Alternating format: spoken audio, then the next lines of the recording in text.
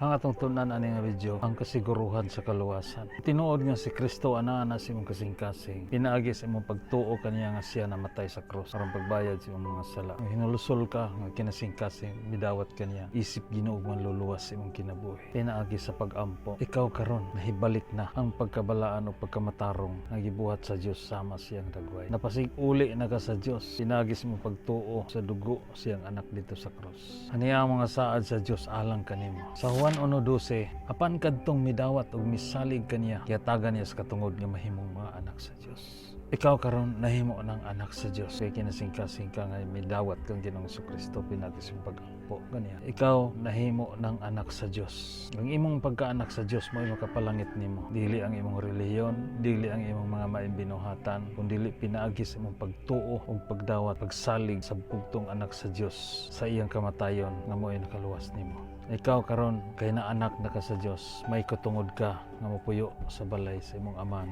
Anak ka man, katungdanan usab sa amahan, papuyon ka sa iyang balay kay imo naman siyang amahan. Sa Roma 8:1, tungod niini karon dili na hukman sa silot ang nahiusa kang Kristo Jesus. So sa dihang nakig-reconcile ka sa Ginoo, nituo kaniya nga nahiusa na si Kristo sa imong kinabuhi, dili na ka hinukman sa silot but pasabot, dili na maimpirno ang imong kalag. Saad na sa Ginoo, dili na ako ang tinutumo nga pag-istorya.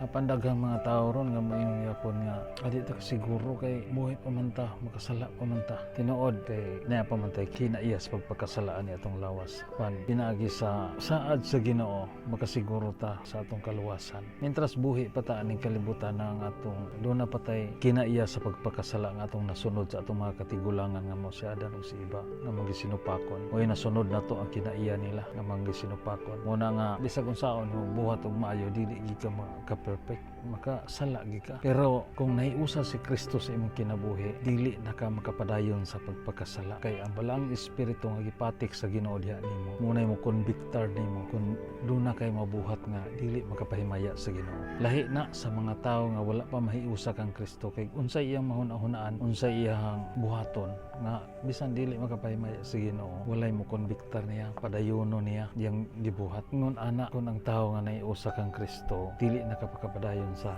imong pagpakasala. Kay mag-guilty na ka kung doon na kay mabuhat nga dili makapahimuot sa Ginoo. Lainan ka mo nga kung doon na untay mo naunaan nimo nga dili makapahimaya sa Ginoo, dili nimo madayon pagbuhat. Ingon ana ang tawo nga nahiusa na kang Kristo Jesus. Ikaduha, dunay saad sa Ginoo nga ang tanan nimo mga sala papas na tanan. Dili na niya hinumduman ang tanan nimo mga sala nga nabuhat.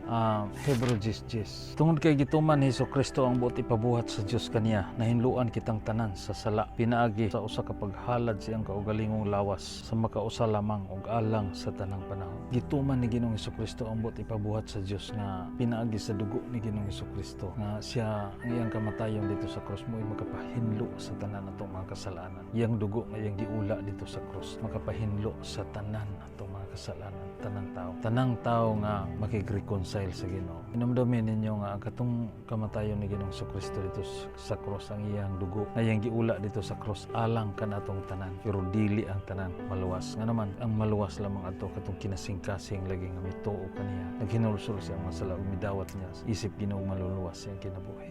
Aniya pa sa kasaad sa Ginoo nga tanan nimong sala nga nabuhat ug wala pa nabuhat ipasaylo na sa Ginoo. Hebrew 10:14. Busa pinagi sa usa ka sakripisyo, gihingpit niya hangtod sa kahangturan kadtong nahinluan sa sala. Pinagi atong usa ka sakripisyo ni Ginoong Kristo dito sa cross nga imong gituuhan siya nga siya namatay tungod og alang sa imong mga sala. Nakig-reconcile ka sa Ginoo. Ang tanan nimong sala sa una karon nimong sala ug sa umaabot pa nimong sala nga wala pa nimo nabuhat ipasaylo na sa Ginoo. Mao nay tinuod nga na istorya diha sa Biblia. Dili na ako tinutumo lang. Mao na kung makabasa ka sa Biblia makakuan ka nga mo ni kabubuton sa Ginoo. Wala nay sala nimo nga mabilin pa. Bisan gani ang sala lagi nimo nga wala pa nimo nabuhat. Pasaylo na sa Ginoo. Hallelujah. Hebrew 10:17 ito sa 18.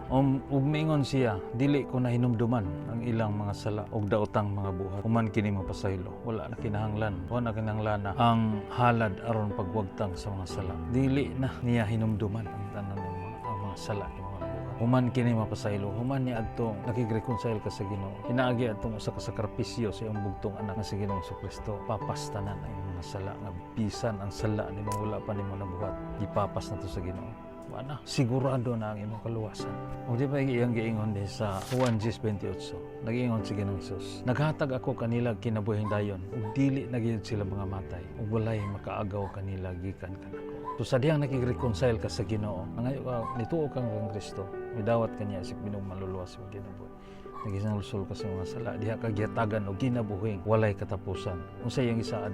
Ug walay ug dili na gid sila mga matay, but pasabot dili na ka maimpyerno, naka mamatay sa ikaduhang kamatayon. Pero kini atong lawas mamatay pa man kay lawas nun man di man makadtog langit. Kini lawas na tong mamatay sa duta ni padulong, pero ang gisgutan ani nga dili na siya mga matay, but pasabot dili na ka mamatay sa ikaduhang kamatayon ngadto sa kalayo sa impyerno. Atong basahon sa gipadayag 20:14, unya gitambog ang kamatayon ug ang Hades ngadto sa linaw nga kalayo. Kining linaw nga kalayo mao ang ikaduhang kamatayon. So mo nay gisgutan sa Ginoo nga dili na sila mga matay, mo ang ikaduhang kamatayon ngadto sa kalayo sa impyerno. Ikaduhang kamatayon. Nagsaad si Ginoong Hesus nga walay makaagaw kanimo gikan kaniya, walay makailog kuno gikan kaniya. Unsa may mo ilog sa mga anak sa Dios, diba ang Yawa? Sa may gamhanan sa Yawa ug ang Ginoo.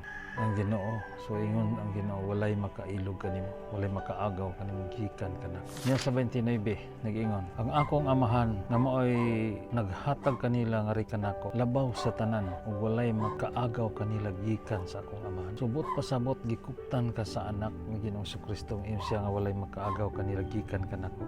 Iingon pa gid siya nga wala pa gid makaagaw sa amahan gikan sa kamot sa iyang amahan. Walay makailog. So duhay nagkupot nimo. Na pa ba makailog kung gikuptan kag duha? Diyos pa ang nagkupot nimo. Ani apay dili lang kay duha, kun dili tulo ang nagkupot nimo. Episo 1:13-14. Ug mausab kini ang midangat kaninyo sa pagkadungog ninyo sa matuod nga mensahe sa mayong balita nga naghatag kaninyo kaluwasan. Mituo kamo kang Kristo, busa gipatikan kamo sa Dios pinagi sa paghatag kaninyo sa Espiritu Santo nga iyang gisaad timaan nga kamo. Iyan. So di lang kay anak amahan, kun dili hasta ang balaang Espiritu Santo mo'y nagkupot nimo. Gipatikan ka sa balaang Espiritu Santo sa diyang nituo ka sa mayong balita nga mao ang kamatayon ni Ginoong Jesucristo dito sa krus ug ang iyang pagkabanhaw. Ginulsol ka ug nidawat ka kang Kristo isip Ginoo maluluwas mong kinabuhi. Diha ka gipatikan sa Ginoo sa iyang balaang Espiritu. Timaan nga iyang gisaad, timaan nga kamo iya na. Timan-an ka nga ikaw iya na. Patik sa balaang Espiritu. Tulo ang nagkupot nimo, di lang kay duha. Ani apa gyud? Kasiguruhan sumala sa 2 Korinto 1:21. Ang Dios gayud ang naghatag kanatong kasiguruhan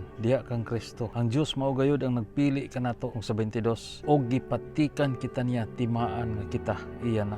Giyatagan kita niya sa Espiritu Santo dinhi sa itong kasing-kasing ingon nga pasalig. Timaan ka nga ikaw iya na sa Ginoo. Pasalig, patik diya sa balaang Espiritu diya sa imong kasing-kasing. Tulo ang nagkupot ninyo. Kinsa pa may makapahimulag na kung naa na si Kristo sa itong kinabuhi, gikuptan ka ni Kristo ang Amahan.